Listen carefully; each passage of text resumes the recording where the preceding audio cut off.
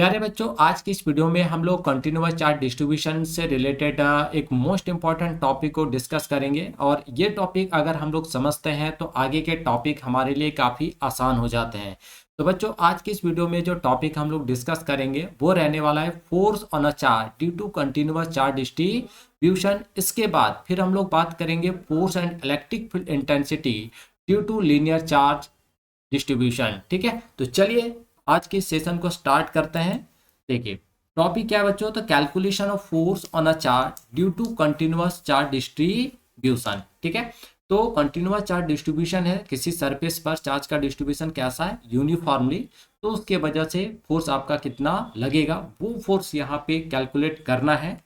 तो सबसे पहले हम लोग क्या करते हैं बच्चों, यहाँ पे एक सरफेस कंसिडर करते हैं। ठीक है, तो लेट ये हमारा क्या है, सरफेस है, और इस सरफेस में जो चार्ज का डिस्ट्रीब्यूशन है बच्चों वो कैसा है, यूनिफॉर्मली है ना। पूरे सरफेस पर चार्ज का डिस्ट्रीब्यूशन कैसा है, यूनिफॉर्मली। अब क्या देख रहे हैं कि यहाँ से कुछ दूरी पर हमने एक पॉइंट कंसीडर कर लिया, पॉइंट पी। ठीक है, और इसी पॉइंट पी पे हमें क्या कैलकुलेट करना है बच्चों, तो फोर्स का वैल्यू कैलकुलेट करना है कि ये जो आपका सरफेस है जहाँ पे चार्ज का डिस्ट्रीब्यूशन यूनिफॉर्मली है, तो इस यूनिफॉर्मली चार्ज डिस्ट्रीब्यूटेड सरफेस की वजह से इस पॉइंट पी पे कितना फोर्स लग रहा है। क्लियर है। अब जरा देखिए बच्चों, जिस भी पॉइंट पे हमें फोर्स कैलकुलेट करना होता है हम लोग क्या करते हैं, उस पॉइंट पे टेस्ट चार्ज को रखते हैं। ठीक है, तो हम लोग यहाँ पे क्या करते हैं, एक टेस्ट चार्ज को प्लेस करते हैं, यानी ये हमारा रहा टेस्ट चार्ज क्यू नॉट। और टेस्ट चार्ज हमेशा कैसा होता है, पॉजिटिव होता है। ठीक है, और इस सरफेस पे जो टोटल चार्ज है वो लेट हमारा कितना है बच्चों, क्यू है। लेकिन क्या ये जो सरफेस है वो क्यू चार्जेस से मिलके बना है, नहीं, बहुत सारे छोटे छोटे डी क्यू चार्जेस से मिलके बना है ना। बहुत सारे डी क्यू चार्जेस को ऐड करते जाएंगे तो क्या मिलेगा, हमें क्यू मिलेगा। ठीक है, तो हम लोग यहाँ पे बच्चों एक पॉइंट ले रहे हैं और मान ले रहे हैं कि यहाँ पे जो एक छोटा सा चार्ज है वो कितना है, डी क्यू है। और इस पॉइंट से हम लोग क्या करते हैं, इस पॉइंट पी को मिला देते हैं। तो यहाँ से यहाँ तक का जो पोजिशन फैक्टर होगा उसको हम लोगों ने क्या मान लिया, वेक्टर आर। तो अभी हम लोग Q के वजह से कितना इस पॉइंट पे फोर्स लग रहा है वो कैलकुलेट नहीं करेंगे। हम लोग पहले क्या कैलकुलेट करेंगे कि dq चार्ज की वजह से इस Q नॉट पे कितना फोर्स लग रहा है। जब वो हमें पता चल जाएगा तो हम लोग क्या करेंगे, उसको इंटीग्रेट कर देंगे, है ना। और इंटीग्रेट करके हम लोग जो है टोटल फोर्स कैलकुलेट कर लेंगे कि इस यूनिफॉर्मली चार्ज सरफेस के वजह से इस पॉइंट P पे कितना फोर्स लग रहा है। तो देखिए आपका डी क्यू पॉजिटिव है तो फोर्स का डायरेक्शन किधर होगा बच्चों, बाहर की तरफ। और ये जो फोर्स होगा वो आपका क्या होगा, वेक्टर एफ, है ना। लेकिन हम लोग चार्ज डी क्यू ले रहे हैं तो बहुत छोटा चार्ज है, तो उसके वजह से जो फोर्स होगा वो भी क्या होगा, बहुत छोटा होगा। ठीक है, चलिए तो स्टार्ट करते हैं। तो सबसे पहले हम लोग डी एफ निकालेंगे, फिर उसको इंटीग्रेट करेंगे और फिर एफ निकालेंगे। क्लियर है यहाँ तक। देखिए तो हम लोग थोड़ी सी यहाँ पे चीजों को लिख लेते हैं। तो consider a point charge Q naught lying near a region of continuous charge distribution. ठीक है बच्चों, क्लियर है। अब यहाँ पे बहुत सारे छोटे छोटे डी क्यू चार्जेस मिलके जो है पूरा ये सरफेस बनाया हुआ है ना। तो अब हम लोग यहाँ पे बात करते हैं अकॉर्डिंग टू कूलॉम्स लॉ। ठीक है, तो अकॉर्डिंग टू कूलॉम्स लॉ इन डी क्यू और क्यू नॉट के बीच जो फोर्स होगा बच्चों, क्योंकि दो चार्जेस हैं और दो चार्जेस के लिए हम लोग कौन से लॉ को यूज करते हैं, कूलॉम्स लॉ। अगर दो से ज्यादा होता तो हम लोग क्या यूज करते हैं, प्रिंसिपल ऑफ सुपर पोजिशन, है ना। तो force between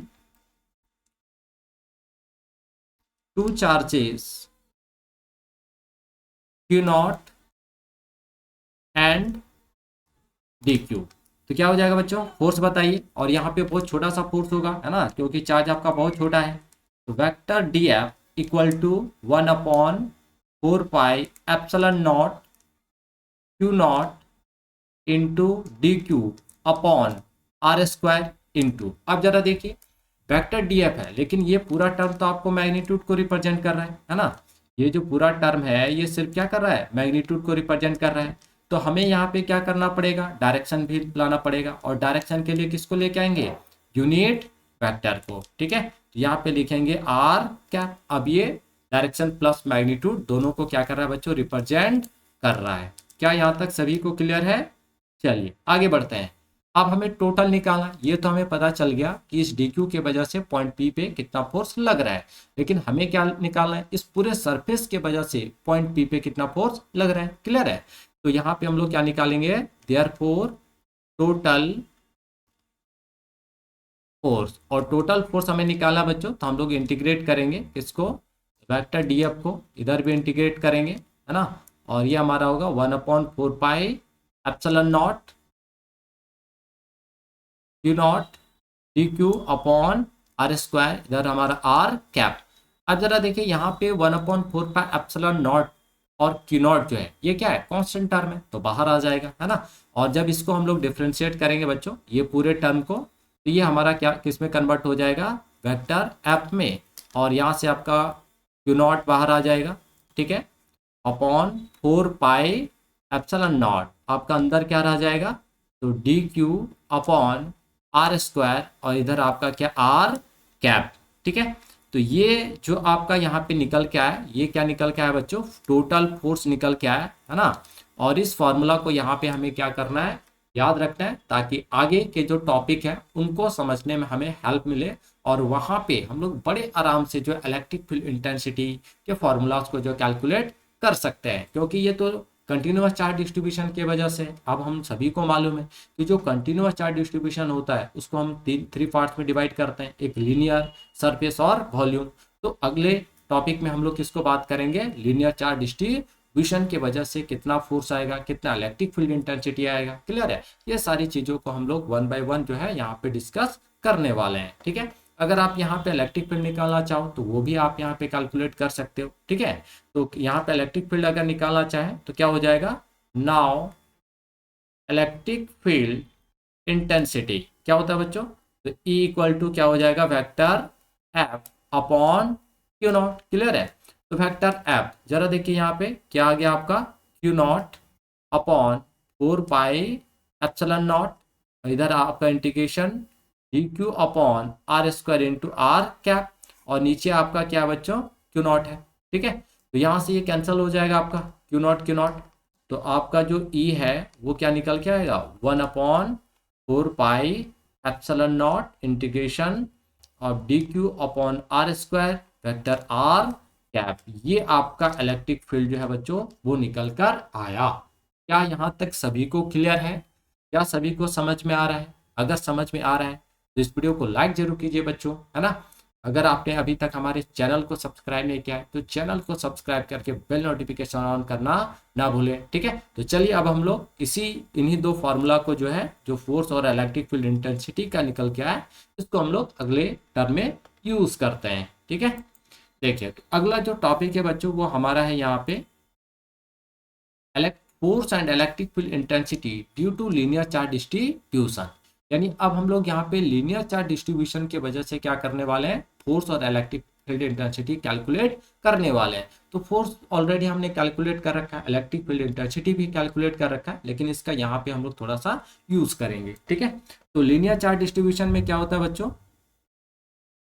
if charge is distributed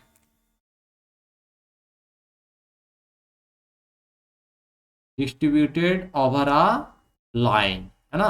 जो चार्ज होता है बच्चों वो कहाँ पे डिस्ट्रीब्यूटेड होता है, आपका लाइन पे होता है। तो यहाँ पे हम लोग क्या करते हैं, एक लाइन ले लेते हैं और मान ले रहे हैं कि ये जो आपका लाइन है ये इन्फिनाइट है, और इस पे जो आपका चार्ज का डिस्ट्रीब्यूशन है, लेकिन हमें इन्फिनाइट वगैरह से यहाँ पे उतना ज़्यादा मतलब है नहीं। ठीक है, अब हम लोग यहाँ पे क्या करते हैं बच्चों, मान ले रहे हैं इस वायर का जो लेंथ है वो कितना है, L है, और इस पे जो आपका टोटल चार्ज है वो कितना है, आपका Q है। ठीक है, और यहाँ पे हम लोग आप करेंगे एक छोटा सा एलिमेंट ले लेते हैं, स्मॉल एलिमेंट, ये हमारा रहा dl, और इस पे जो चार्ज है वो कितना है, dq है, और इससे r डिस्टेंस पे हम लोग यहाँ पे वेक्टर r, यहाँ पे एक पॉइंट है हमारा p, इस पॉइंट p पे हमें क्या करना है बच्चों, फोर्स निकालना है। तो यहाँ पे हम लोग क्या रखेंगे, क्यू नॉट को रखेंगे, तो जो फोर्स होगा आपका बाहर की तरफ लगेगा। क्या ये सारी चीजें आपको समझ में आ रहा है? तो हमने यहाँ पे एक स्मॉल एलिमेंट ले लिया, है ना। अब यहाँ पे अगर हम लोग स्मॉल एलिमेंट ले रहे हैं तो हमारे पास क्या निकल के आएगा, देखिए तो linear charge density, linear charge density, क्योंकि हम लोग पूरे लेंथ की बात नहीं कर रहे हैं, यूनिट लेंथ की बात कर रहे हैं, है ना। और इस यूनिट लेंथ को हम लोग क्या बोल रहे हैं यहाँ पे, डीएल। तो उस डीएल के वजह से वहां पे कितना फोर्स लग रहा है ये निकालेंगे, फिर हम लोग पूरे लेंथ के वजह से जो बच्चों निकाल सकते हैं। तो linear charge density, linear charge density को रिप्रेजेंट किससे करते हैं, लेमडा से, और लेमडा इक्वल टू क्या हो जाता है, क्यू अपॉन एल, ये हमने पहले ही पढ़ा। लेकिन स्मॉल एलिमेंट की जब हम लोग बातें करते हैं तो हम लोग क्या लिखते हैं बच्चों, d Q upon d l. Clear. तो क्या देयरफॉर हम लोग बोल सकते हैं d q equal to lambda into d l. सभी को समझ में आ रहा है क्या यहाँ तक। चलिए अब यहाँ से थोड़ा सा और आगे बढ़ते हैं और अब बात करते हैं from the formula, formula of force. ठीक है।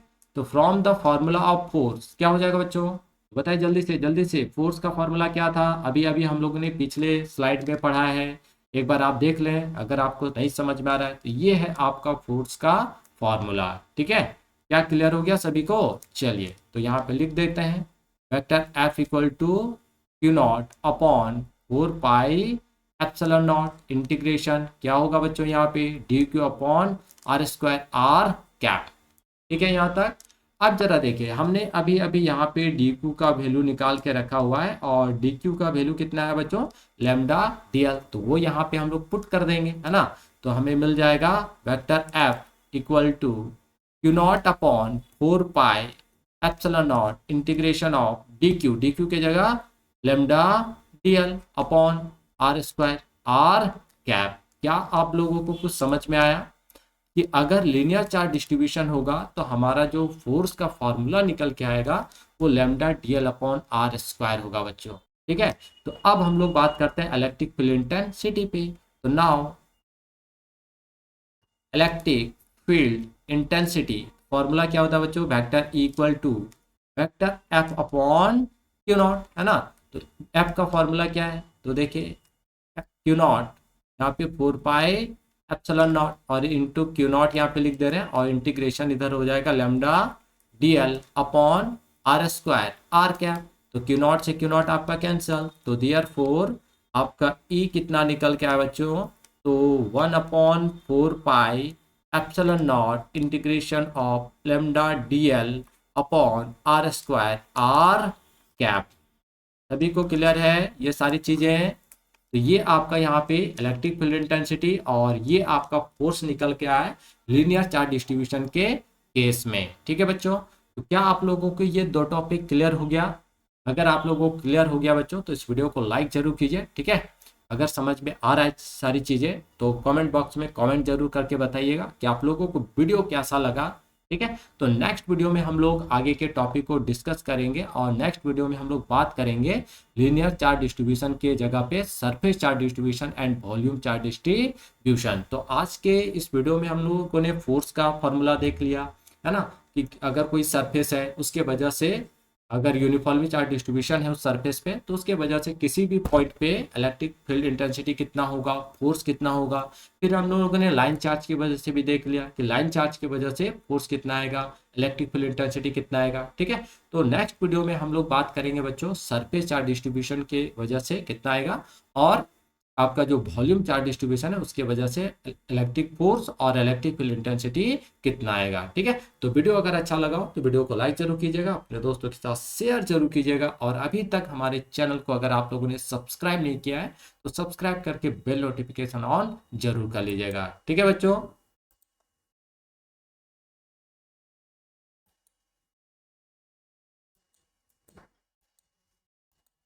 चलिए तो मिलते हैं बच्चों नेक्स्ट वीडियो में, तब तक के लिए आप सभी बच्चों को थैंक यू, बाय बाय।